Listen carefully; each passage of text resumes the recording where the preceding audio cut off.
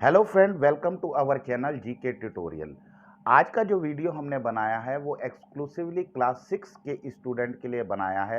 चाहे वो DAV syllabus follow कर रहे हों या सीबीएसई सिलेबस फॉलो कर रहे हों और वो एनसीईआरटी की बुक को फॉलो कर रहे हों। तो चलिए स्टार्ट करते हैं आज का वीडियो। उससे पहले आप इस वीडियो को एंड तक जरूर देखें। अगर आपको अच्छा लगे तो इसे लाइक और सब्सक्राइब करना ना भूलें। आज का वीडियो जो है हमने क्लास 6 के स्टूडेंट्स के लिए बनाया है, तो इसलिए हम स्टार्टिंग में कुछ छोटी छोटी बातों को सीख लेते हैं। सबसे पहले एन नेचुरल नंबर किन्हें कहते हैं? 1 2 3 4 5 डैश डैश डैश, इन सभी को हम नेचुरल नंबर कहते हैं। क्यों इन्हें नेचुरल नंबर कहते हैं? क्योंकि अगर आपको कहा जाए कि नंबर्स को माइंड में याद करो तो आपके माइंड में वही नंबर आएंगे 1 2 3 4 5 6 7 8। जो नेचुरली माइंड में नंबर आते हैं उन्हीं को हम नेचुरल नंबर कहते हैं। उसके बाद आते हैं होल नंबर। अगर हम इन नंबर्स के अंदर जीरो जोड़ दें 1 2 3 4 5 डैश डैश डैश डैश, तो ये होल नंबर हो जाते हैं, यानी कि जीरो के जुड़ते ही ये होल नंबर हो जाते हैं। उसके बाद अगले नंबर होते हैं इंटीजर्स। इंटीजर्स क्या होते हैं? इंटीजर होते हैं नंबर विदाउट डेसिमल और पार्ट ऑफ फ्रैक्शन, जिसमें कि negative number and positive number दोनों इंक्लूड होते हैं, जैसे कि -3 -2 -1 0 1 2 3 4। यानी कि अगर हम नेचुरल नंबर प्लस जीरो जोड़ दें, whole number plus negative number भी जोड़ दें, तो ये बन जाते हैं हमारे इंटीजर्स। वैसे तो हम इंटीजर्स के ऊपर एक अलग से वीडियो बनाएंगे, क्योंकि ये एक बहुत ही अलग कंसेप्ट है और इसको हम बाद में डिटेल से समझेंगे। अब हम समझते हैं बिल्कुल नट शेल के अंदर के मल्टीपल्स किसे कहते हैं। MULTIPLES, मल्टीपल्स किसे कहते हैं? लेट से हम 2 की टेबल को रिसाइड कर देते हैं 2 4 6 8 10 डैश डैश डैश डैश। अब कोई आपसे पूछे कि मल्टीपल किसे कहते हैं? Multiple is a number which is divisible by another number a number of time without a reminder या जीरो रिमाइंडर। तो कैसे मल्टीपल कैसे हो गया? यानी कि अगर हमने 6 को 2 से डिवाइड किया, 2 3 ज़ा 6, तो हमारा रिमाइंडर आया 0। तो नंबर ऑफ टाइम्स 3 टाइम्स ये डिवाइड हुआ है। तो यही हमने अपनी डेफिनेशन में कहा था, a number divisible by another number a number of times without a remainder. तो यानी कि 6 जो है वो 2 का मल्टीपल है। तो आपको समझ में आ गया? तो चलिए अब क्विक रिव्यू में हम एक चीज और पढ़ लेते हैं कि फैक्टर किसे कहते हैं। फैक्टर, क्योंकि आप लोग ये सब चीजें 5th क्लास में सीख चुके हैं, तो जस्ट ये रिमाइंडर के लिए है। तो चलिए फैक्टर क्या कहते हैं, फिर से 2 की टेबल लिख लेते हैं 2 4 6 8 10। अब हमसे कोई पूछे फैक्टर क्या है? A number which divides the another number without a remainder, a number which divides the another number without a remainder is known as factor। तो आप ध्यान रखिए, जो अभी हमने मल्टीपल की डेफिनेशन बताई थी, यह बिल्कुल उसके रिवर्स डेफिनेशन है। यानी कि 2 जो है वो 6 का फैक्टर है। क्यों है फैक्टर? क्योंकि 2 से 6 पूरी तरह से डिवाइड हो जाता है, 2 3 ज़ा 6 और कोई रिमाइंडर नहीं आता। अब हम साथ ही साथ 2 चीजों को और सीख लेते हैं। प्राइम नंबर किसे कहते हैं और कंपोजिट नंबर किसे कहते हैं? प्राइम नंबर ऐसा कोई भी नंबर जिसके सिर्फ 2 फैक्टर्स होंगे, या तो 1 होगा या नंबर इटसेल्फ होगा। नंबर इट सेल्फ होगा तो वो प्राइम नंबर कहलाएगा। हमारे जो प्राइम नंबर हैं वो है 2 3 5 7, उसके बाद 11, फिर 13 and dash dash dash dash. इस तरीके से बहुत सारे प्राइम नंबर्स हैं। 2 इज ओनली प्राइम नंबर जो इवन है, अदरवाइज आप देख रहे हैं सारे के सारे प्राइम नंबर्स ऑड होते हैं। 1 is neither A prime number nor a composite number. चलिए अब हम कंपोजिट नंबर्स के बारे में भी बात कर लेते हैं। कंपोजिट नंबर किन्हें कहते हैं? कंपोजिट नंबर वो होते हैं जिनके 1 एंड नंबर इटसेल्फ के अलावा और भी अदर फैक्टर्स होते हैं। जैसे कि हम ले लेते हैं 6, 1 और 6 तो इसके फैक्टर हैं ही हैं, इसके अलावा 2 भी फैक्टर है, 3 भी फैक्टर है, 1 और नंबर इटसेल्फ के अलावा हमें 2 और फैक्टर मिल गए, तो 6 एक कंपोजिट नंबर हो गया। चलिए अब जल्दी से हम ये भी देख लेते हैं कि ट्विन प्राइम नंबर क्या होते हैं। Twin prime number, twin prime numbers कौन से होते हैं? ट्विन प्राइम नंबर होते हैं, कोई से 2 प्राइम नंबर हम लिख लेते हैं, लेट्स से 3 और 5। अगर 2 प्राइम नंबर्स के बीच का डिफरेंस 2 आता है तो उन्हें ट्विन प्राइम नंबर कहते हैं। जैसे कि अभी देखेंगे 5 - 3 = 2, तो ये दोनों के दोनों ट्विन प्राइम नंबर हो गए। बात समझ में आ गई? अब हम चलते हैं अगले कॉन्सेप्ट पे, को प्राइम नंबर्स किन्हें कहते हैं? को प्राइम नंबर्स किन्हें कहते हैं? को प्राइम नंबर वो 2 नंबर होते हैं जिनका फैक्टर ओनली 1 आता है। हम कोई से 2 नंबर ले लेते हैं, 19, 20। अगर हम 19 के फैक्टर से निकालेंगे तो 19 का फैक्टर निकलेगा 1 और 19, क्योंकि ये एक प्राइम नंबर है। 20 के अगर फैक्टर से निकालेंगे तो 20 के तो बहुत सारे फैक्टर निकलाएंगे, 1 तो निकलेगा ही निकलेगा, 20 तो होगा ही होगा इसके फैक्टर, 2 भी होगा क्योंकि 2 10 20 होते हैं, और कितना होगा सोचो, 4, 5। तो आप देख रहे हैं कि इसमें जो 2 फैक्टर हैं और इसके जो सारे फैक्टर हैं, इनमें से जो कॉमन फैक्टर है वो ओनली 1 है। तो इसलिए अगर 2 नंबर्स का common factor, highest common factor जिसे हम HCF कहते हैं, या जिसे हम ग्रेटेस्ट कॉमन फैक्टर भी कहते हैं GCF, या ग्रेटेस्ट कॉमन डिवाइजर भी कहते हैं GCD, अगर वो 1 आता है तो 2 नंबर अगर ऐसे हमारे पास हैं तो उन्हें हम कहेंगे ट्विन प्राइम नंबर। एक बात याद रखना, अगर 2 प्राइम नंबर आपको दिए हुए हैं तो उनका हमेशा हाईएस्ट कॉमन फैक्टर जो है 1 ही आएगा। कोई से भी 2 प्राइम नंबर ले लो, 13 और 19, कोई आपसे पूछे, क्योंकि ये भी प्राइम है ये भी प्राइम है, कोई आपसे पूछे कि इनका HCF क्या होगा, तो इसका HCF 1 होगा, तो ये दोनों के दोनों ट्विन प्राइम नंबर हैं। जरूरी नहीं कि दोनों प्राइम ही हों, एक प्राइम भी हो सकता है, एक कंपोजिट भी हो सकता है, जिनका के हमारा हाईएस्ट कॉमन फैक्टर 1 आ सकता है। तो चलिए अब हम अपने मेन टॉपिक की तरफ बढ़ते हैं, टेस्ट ऑफ डिविजिबिलिटी की तरफ। टेस्ट ऑफ डिविजिबिलिटी क्या होता है? Test of divisibility, DIVISABILITY। Test of divisibility में क्या होता है? हम कैसे पहचानेंगे कि कोई बड़ा नंबर किसी दूसरे नंबर से डिविजिबल है या नहीं है? हम कोई सा एक नंबर ले लेते हैं, 2 4 5 6 7 8, बस इतना ही छोड़ देते हैं। अब कोई हमसे पूछे कि क्या ये नंबर 2 से डिविजिबल है या नहीं है, तो आपने क्या करना है, इसके वंस के प्लेस पे नंबर को चेक करना है। अगर वंस के प्लेस पे नंबर 0 है, 2 है, 4 है, 6 है, 8 है, तो ये नंबर डिविजिबल बाय 2 होगा। तो सबसे पहले आपने क्या करना है, वंस के प्लेस पे जाना है, और वंस के प्लेस पे जाके ये देखना है कि आपका जो नंबर है वो 0 2 4 6 8 में से कोई एक नंबर तो नहीं है। अगर है तो ये पूरा का पूरा नंबर डिविजिबल बाय 2 होगा। तो चलिए अब हम टेस्ट ऑफ डिविजिबिलिटी ऑफ 3 पे चलते हैं। हम कोई सा एक नंबर ले लेते हैं, 2 4 5 6 7 9। क्या ये नंबर 3 से डिविजिबल है? अब हम कैसे पहचानेंगे कि ये नंबर 3 से डिविजिबल है या नहीं है? हम क्या करेंगे कि इनके सारे डिजिट्स का सम कर देंगे। जैसे यहाँ पर हमने इनका सम कर दिया, 6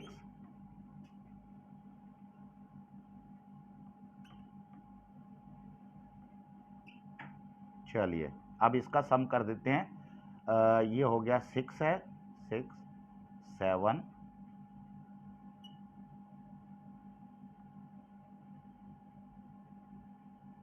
33।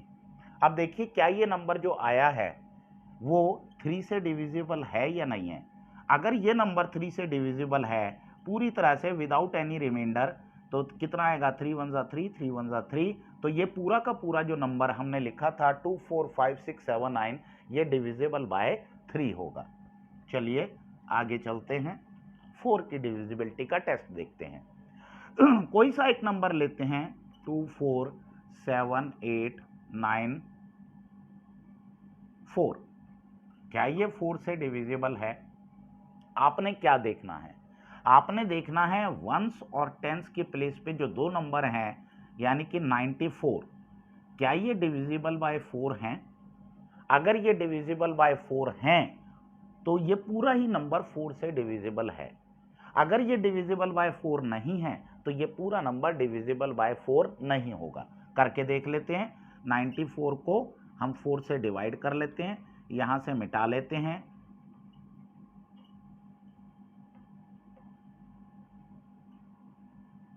No, I think this number is not divisible by 4, क्योंकि ये 4 से पूरी तरह से डिवाइड नहीं हो रहा, क्योंकि लास्ट में रिमाइंडर हमारे पास 0 आना चाहिए, इसमें अभी भी रिमाइंडर बच रहा है।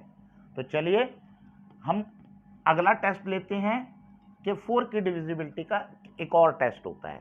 वो टेस्ट क्या होता है? कोई सा नंबर ले लो 2 4 7 0 0। क्या ये नंबर डिविजिबल बाय 4 है? आपने वंस और टेंस के प्लेस पे देखना है कि क्या दो नंबर 0 हैं। अगर दो नंबर 0 हैं तो ये पूरा का पूरा नंबर डिविजिबल बाय 4 होगा। तो आपने दो रूल पढ़े हैं 4 की डिविजिबिलिटी के। एक तो ये पढ़ा है कि वंस और टेंस के ऊपर जो नंबर्स आ रहे हैं, वंस और टेंस पे जो दो नंबर आ रहे हैं, या तो वो 4 से डिविजिबल हों या वंस और टेंस की प्लेस पे दोनों नंबर 0 हों तो वो 4 से डिविजिबल होगा। इसको हम अगली क्लास में एग्जाम्पल के साथ भी कर लेंगे, क्योंकि अभी हम सिर्फ रूल सीख रहे हैं। जो छोटे छोटे रूल हैं वो आसानी से समझ में आ जाते हैं, जो बड़े रूल होंगे उनको मैं क्लियर करके आपको समझा दूंगा। अब इसी तरीके से कोई सा एक नंबर ले लो 2 4 5 6 7 8 5। अगर लास्ट में 5 आ रहा है तो ये 5 से डिविजिबल है, ये 5 से डिविजिबल है। यस, ये 5 से डिविजिबल है। तो आपने क्या देखना है? या तो वंस की प्लेस पे 5 आ रहा हो या 0 आ रहा हो। अगर 0 या 5 आ रहा है वंस की प्लेस पे तो ये एंटायर नंबर डिविजिबल बाय 5 होगा। अब चलते हैं 6 की डिविजिबिलिटी पे। अब कोई सा एक नंबर ले लेते हैं 2 4 5 6 7 और 9 ले लेते हैं। क्या ये नंबर डिवाइडेड बाय 6 है या नहीं है? तो इसके लिए हमारा रूल क्या होता है? 6 के फैक्टर्स जो होते हैं वो होता है 1 और 6 इटसेल्फ, इसके अलावा 2 और 3। अगर कोई नंबर 2 से भी डिविजिबल है, 3 से भी डिविजिबल है, तो वो नंबर जो है 6 से भी डिविजिबल होगा। करके देख लेते हैं। 2 के लिए रूल क्या था कि लास्ट में 0 2 4 6 8 होना चाहिए, यहाँ पे 9 है तो ये नंबर 2 से डिविजिबल नहीं है। और दूसरा 3 का रूल क्या बताया था? इसको इसको इसको इसको इसको आपस में सम अप कर लो और देखो कि क्या ये नंबर जो आता है वो 3 से डिविजिबल है या नहीं है। तो हमें ये कंडीशन देखनी है कि ये 2 से भी डिविजिबल हो और 3 से भी डिविजिबल हो। अगर सिर्फ 2 से डिविजिबल है 3 से नहीं है तो भी ये 6 से डिविजिबल नहीं है, या सिर्फ 3 से डिविजिबल है 2 से डिविजिबल नहीं है तो भी ये नंबर 6 से डिविजिबल नहीं है। तो रूल ऑफ डिविजिबिलिटी ऑफ 6 क्या कहता है कि हमारा जो भी नंबर होगा वो 2 से भी डिविजिबल हो और वो 3 से भी डिविजिबल हो। अब हम चलते हैं रूल ऑफ डिविजिबिलिटी ऑफ 7। हम एक छोटा नंबर लेते हैं 133। यहां पर आपको समझने की जरूरत है, तो यहां पर हम थोड़ा सा ध्यान से करेंगे। अगर कोई आपसे पूछे कि क्या ये नंबर डिविजिबल बाय 7 है, तो टेस्ट ऑफ डिविजिबिलिटी क्या कहता है? टेस्ट ऑफ डिविजिबिलिटी कहता है कि इस नंबर को एक तरफ ले जाओ, इसको 2 से मल्टीप्लाई कर दो, 3 2 जा 6। अब जो रिमेनिंग नंबर बचे हैं 13 उसको यहां लिख लो, इसमें से ये वाला 6 माइनस कर दो, तो आपके पास कितना आया? 7 आया। अगर ये नंबर आपके पास 7 आ जाता है या 7 से डिविजिबल कोई नंबर आ जाता है तो ये होल नंबर जो है ये 7 से डिविजिबल हो जाएगा, या आपके पास 0 आ जाता है। यानी कि अगर कोई ऐसा नंबर यहां पर आ जाता है जो 7 है, 7 का मल्टीपल है, 7 2 ज़ा 14, 7 3 ज़ा 21, इस तरह का कोई नंबर आ जाता है आफ्टर माइनस, तो वो 7 से डिविजिबल है एंटायर नंबर, या 0 आ जाता है तो वो एंटायर नंबर 7 से डिविजिबल है। अब चलते हैं आगे। टेस्ट ऑफ डिविजिबिलिटी में अब हम 8 की डिविजिबिलिटी देखेंगे। कोई सा नंबर ले लेते हैं 2 4 5 6 7 8। क्या ये नंबर डिविजिबल बाय 8 है? देखते हैं क्या ये नंबर डिविजिबल 8 है। हमें पूरे नंबर को नहीं देखना, वंस टेंस 100, ये 3 नंबर्स को उठाना है 678 और इसको हमने 8 से डिवाइड कर देना है। देखिए 8 2 16 8 3 24 8 32 8 35 40 8 6 48 8 7 56 8 2 28 64, 8 8 ज़ा 64।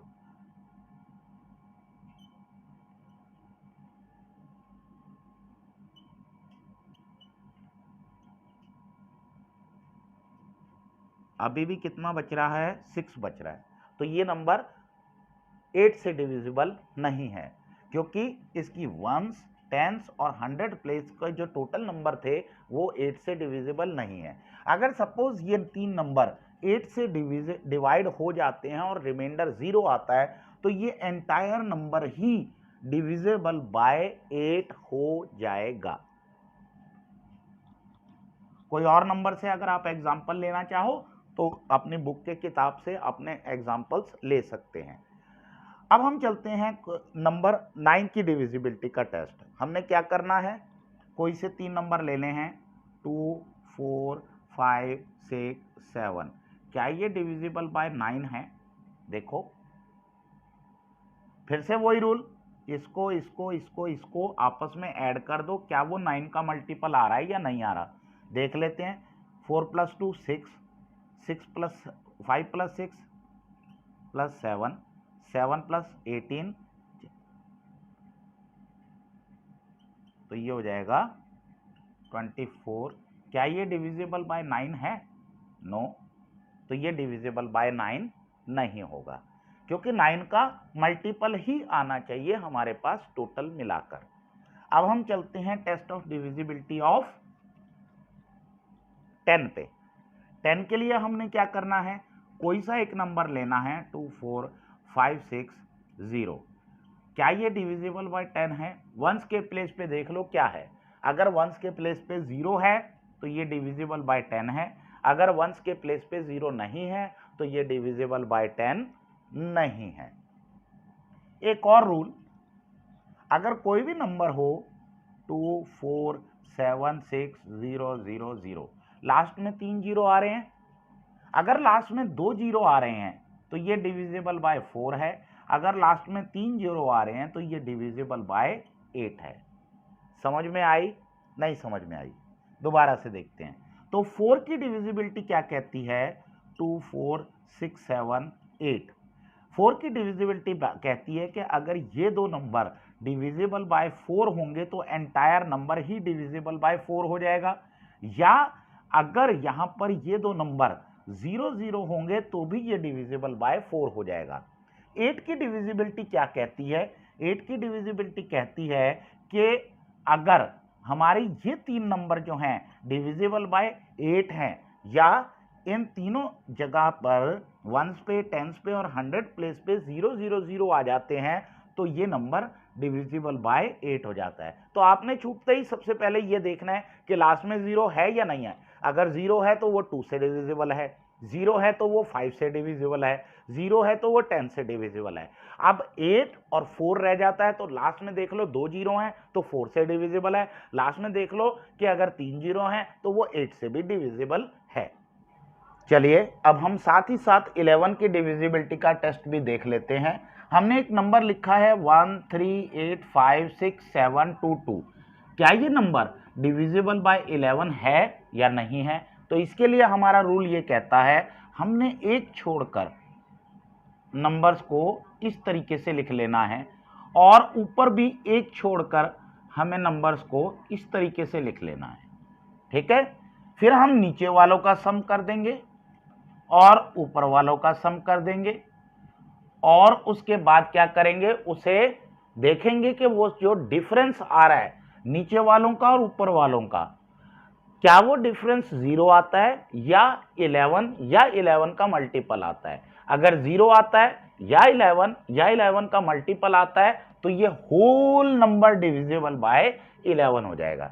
करके देख लेते हैं। यहां पर हमने लिखा है 1, यहां पर लिया है 8, यहां पर लिया है 6, यहां पर लिया है 2, तो इसका टोटल करेंगे तो ये टोटल आ जाता है 17। 8 + 1 9, 9 + 6 15 + 2 17।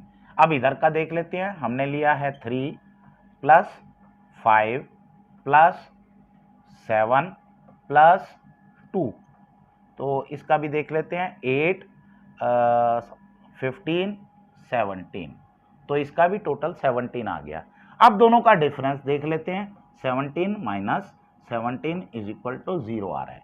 हमारा रूल क्या कहता है, या तो इनका डिफरेंस में 0 आना चाहिए या 11 आना चाहिए या 11 का कोई भी मल्टीपल हो, 22 हो, 33 हो, 44 हो। अगर ऐसा कोई भी नंबर आ जाता है तो ये डिविजिबल बाय 7 है। तो हमारे केस में 0 आया है, तो इसका मतलब ये जो हमने इतना बड़ा नंबर लिखा है 1 3 8 5 6 7 2 2, ये एंटायर नंबर डिविजिबल बाय 11 है।